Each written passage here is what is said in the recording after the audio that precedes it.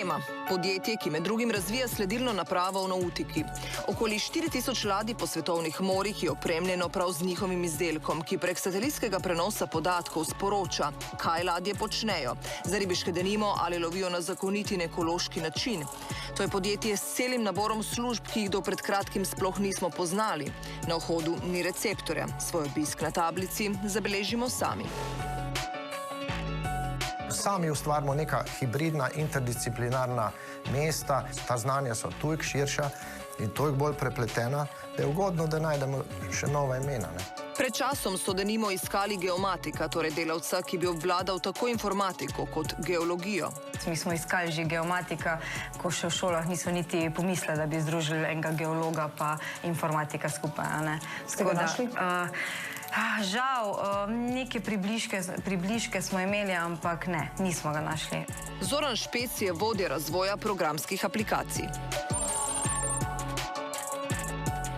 Z ekipo skrbimo, da te naše naprave znajo komunicirati z servisi, rečemo temu, na obali.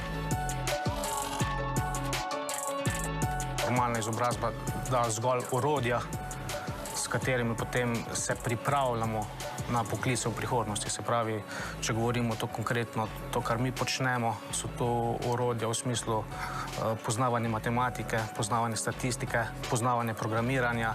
Spreminja se tudi način iskanja delavcev. Iskanje kadrov že dolgo ne poteka več tako, kot včasih, pove kadrovnica v podjetju. Za najboljše delavce, ki bodo prinesli preboj, za vizionarje, je treba iti korak dlje.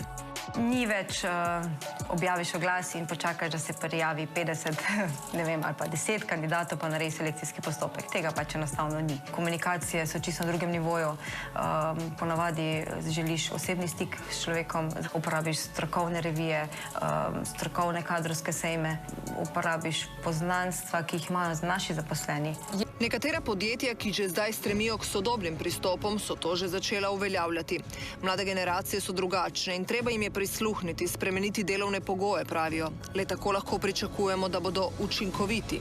Imajo en pristop, ki je mogoče malo bolj relaksiran, kakor je pa bil kdaj, zaradi okolja, časa in vsega. To se pravi, uvajajo se metode, ki dajejo dihati.